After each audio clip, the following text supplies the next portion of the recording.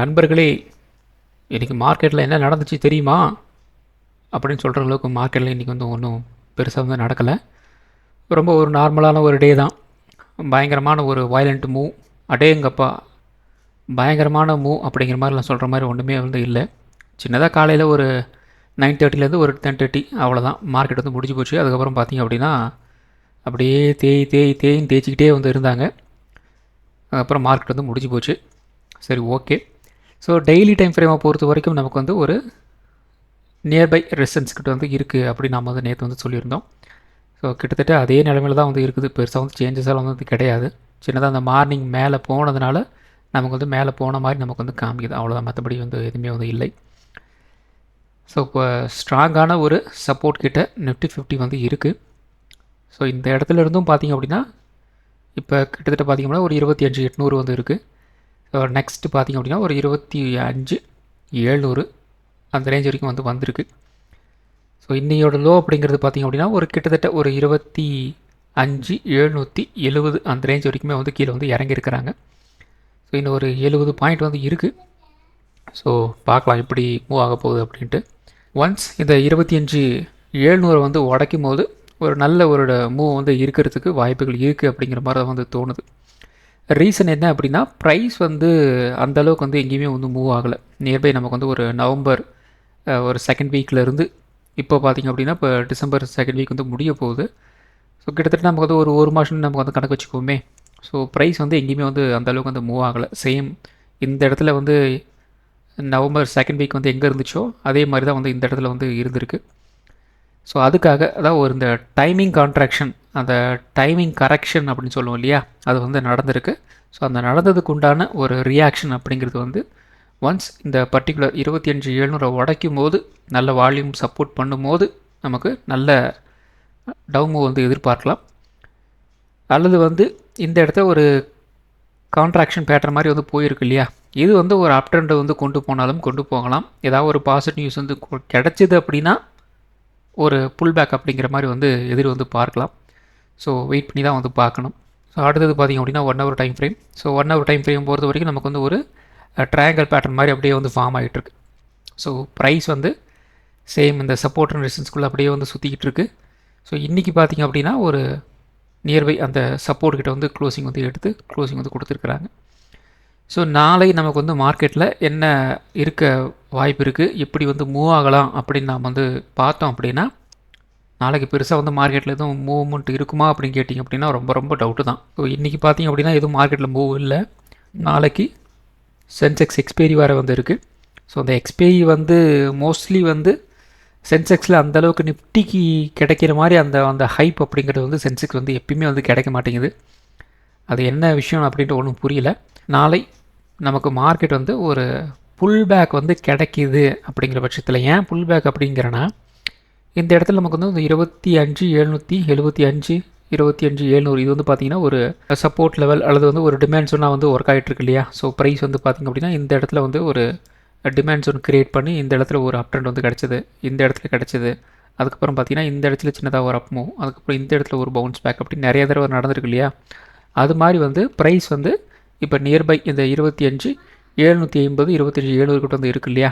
So அந்த ஒரு விஷயத்துக்காக ஒரு புல் பேக் நமக்கு வந்து கிடச்சிது அப்படின்னா ப்ரைஸ் வந்து இதை நோக்கி வந்து மார்க்கெட் வந்து நகரும். இது வரைக்கும் போயிடும். ஆனால் இங்கே தான் நமக்கு வந்து ஒரு ரியல் எக்ஸாம் அப்படிங்கிறது வந்து இந்த இடத்துல வந்து இருக்குது.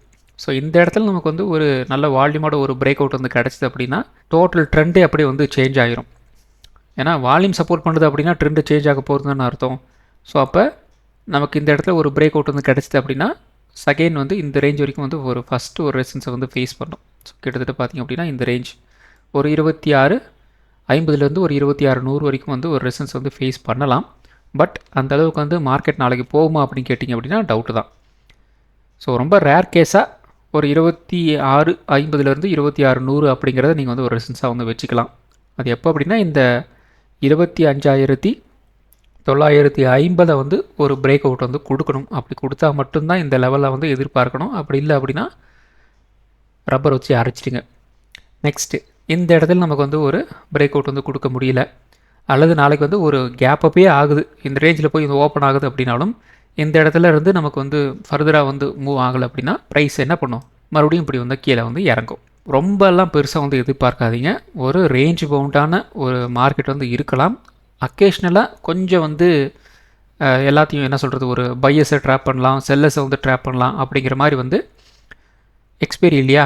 ஸோ அதனால் என்ன பண்ணுவாங்க, கொஞ்சம் மேலே போகிற மாதிரி அவங்க கீழே போடுறதுக்கு வந்து கீழே வரும்போது வந்து காமிப்பாங்க. ஸோ இது மாதிரி விஷயங்கள்லாம் வந்து நடக்கும். ஸோ கொஞ்சம் ஸ்டாப் லாஸ் எல்லாம் கொஞ்சம் பார்த்து போட்டுக்குங்க. ஸ்டாப் லாஸ் ஹண்டிங் நடக்கிறதுக்கு நிறையவே வந்து வாய்ப்புகள் இருக்குது. ஸோ பார்த்துக்குங்க. அப்போ மேக்ஸிமம் நமக்கு வந்து ஒரு 25,950 வந்து ஒரு ஃபஸ்ட்டு லெவல், ஒரு ரெசிஸ்டன்ஸ் லெவலில் நம்ம வந்து கன்சிடர் வந்து பண்ணலாம். இதை உடச்சா ஒரு 26,100 வரைக்கும் நம்ம வந்து எதிர் வந்து பார்க்கலாம். இது வந்து ஒரு அப் ட்ரெண்டில் நான் வந்து சொல்கிறேன். டவுன் சைடு நமக்கு வந்து இந்த ரேஞ்ச் வரைக்கும் போயிட்டு மறுபடியும் வந்து கீழே இறங்குச்சு அப்படின்னா அகைன் இன்னையோட லோ இருக்கு இல்லையா, அந்த லோ வரைக்கும் வந்து ஒரு ரீச் வந்து கிடைக்கிறதுக்கு வாய்ப்புகள் இருக்குது. அல்லது வந்து ஒரு 25,700 வரைக்கும் வந்து கீழே வந்து இறங்குறதுக்கு வந்து வாய்ப்புகள் இருக்குது.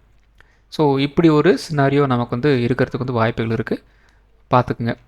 நெக்ஸ்ட்டு பை சான்ஸ் நாளைக்கு வந்து ஒரு செல்லிங் வந்து ட்ரிகர் ஆகிருக்கு, ஒரு என்ன சொல்கிறது, ஒரு பயங்கரமான ஒரு செல்லிங்கெல்லாம் வந்து ட்ரிகர் ஆகுது அப்படின்னா அகைன் நமக்கு வந்து இந்த ரேஞ்சில் சின்னதாக ஒரு சப்போர்ட் இருக்கு இல்லையா, கிட்டத்தட்ட பார்த்திங்க அப்படின்னா 25,650 அந்த ரேஞ்ச் வரைக்கும் கூட வந்து கீழே வந்து இறங்கலாம். ஒரு 100 பாயிண்ட் அப்படிங்கிற மாதிரி தான் வந்து கணக்கு இருக்குது. ஸோ அப்போ இந்த இடத்துல இருந்து கொஞ்சம் கொஞ்சமாக வந்து கீழே இறங்குச்சு அப்படின்னா இந்த ரேஞ்ச் வரைக்கும் வந்து வரலாம். ஸோ மேக்ஸிமம் வந்து நாளைக்கு வந்து இப்படி தான் வந்து இருக்கிறதுக்கு வாய்ப்புகள் இருக்குது. ஆனால் ஃபஸ்ட்டு ப்ரியாரிட்டியை பொறுத்த வரைக்கும் ரேஞ்ச் பவுண்டு தான். செகண்டு பார்த்திங்க அப்படின்னா ஏதாவது நமக்கு இப்போ வந்து ஒரு ட்ராப் பண்ணுறதுக்கு வந்து ட்ரை பண்ணுவாங்க. அப்படி ட்ரை பண்ணும்போது இந்த விஷயங்கள்லாம் நமக்கு வந்து நடக்கும். ஸோ இப்படி மேலே போயிட்டு ஒரு பிரேக் அவுட் கிடச்சிட்டு வந்து இப்படி போகிறதெல்லாம் வந்து யாராவது வந்து ட்ராப் பண்ணணும். ஸோ அப்படி ட்ராப் பண்ணும்போது இந்த விஷயம்லாம் வந்து நடக்கிறதுக்கு வாய்ப்புகள் இருக்குது.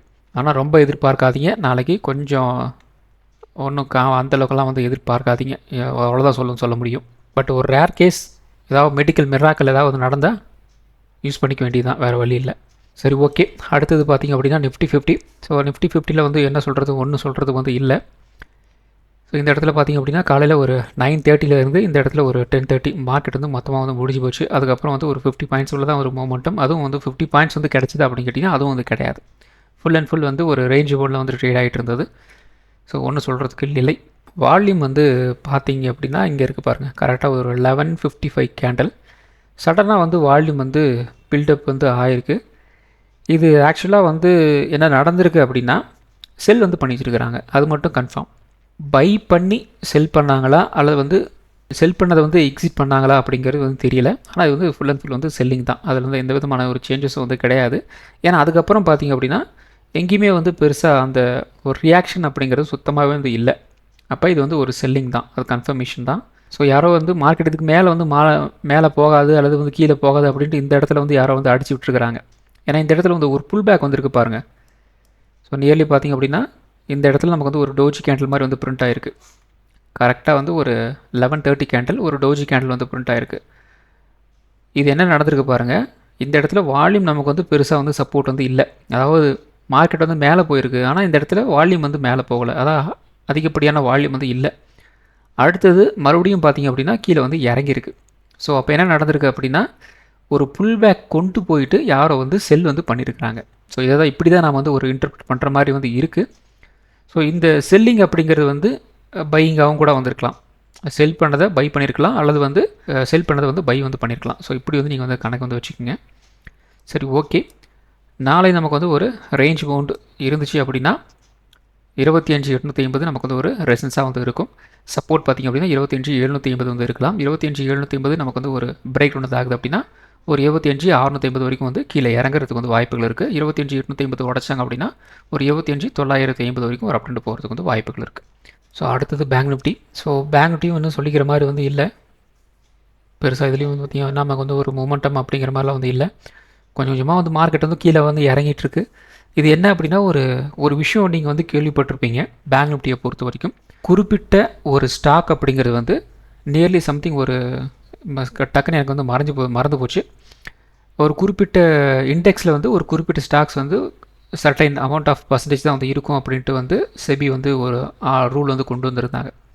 ஸோ அதன்படி பார்த்திங்க அப்படின்னா உங்களுக்கு HDFC அதிகமாக இருக்கும், ஐசிசி பேங்க் வந்து அதிகமாக இருக்கும், அதுக்கப்புறம் பார்த்திங்க அப்படின்னா SBIயும் கொஞ்சம் அதிகமாக தான் வந்து இருக்கும்.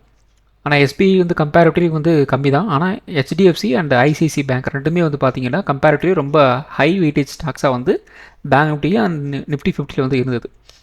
இப்போ என்ன நடந்திருக்கு அப்படின்னு பார்த்தீங்க அப்படின்னா, உங்களுக்கு சின்னதாக ஒரு டாஸ்க் மாதிரி நான் வந்து கொடுக்குறேன். ஹெச்டிஎஃப்சி பேங்க்கும் ஐசிசி பேங்க்கும் வந்து எடுத்து பாருங்கள்.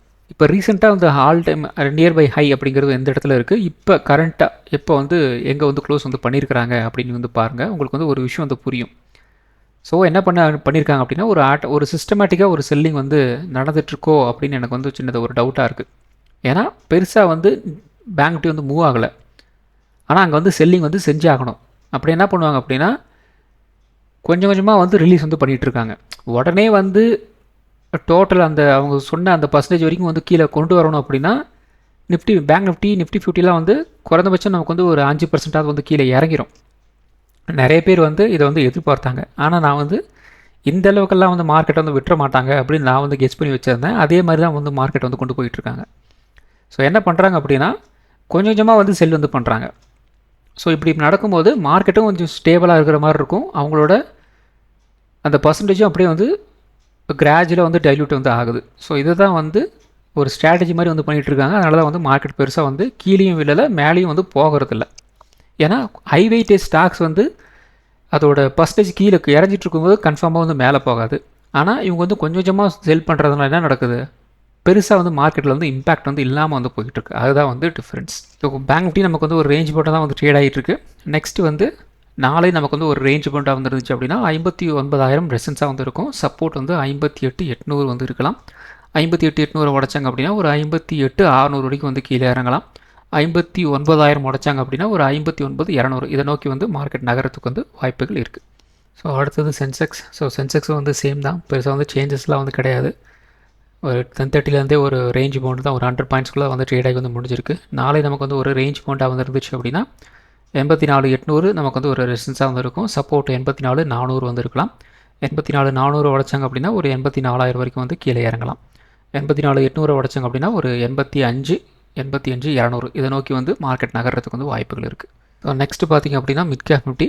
ஸோ மிட் கேப் நிஃப்டி ஒரு ஃப்ளாட்டான ஒரு ஓப்பனிங் இருந்தாலும் பார்த்திங்க அப்படின்னா கிராஜுவலாக நமக்கு வந்து மூவ் ஆகிட்டு இருந்தது. கொஞ்சம் கொஞ்சமாக வந்து கீழே இறங்கி ஒரு லோயர் லோ அப்படிங்கிற மாதிரியே வந்து ஃபார்ம் ஆகிட்டு இருந்தாங்க. ஸோ அதுவும் பார்த்திங்க அப்படின்னா இதுவும் ஒரு 13,750 ஒரு 13,650 ஒரு 100 பாயிண்ட்ஸ் அப்படிங்கிற மாதிரி வந்து கீழே வந்து வந்துட்டுருக்கு.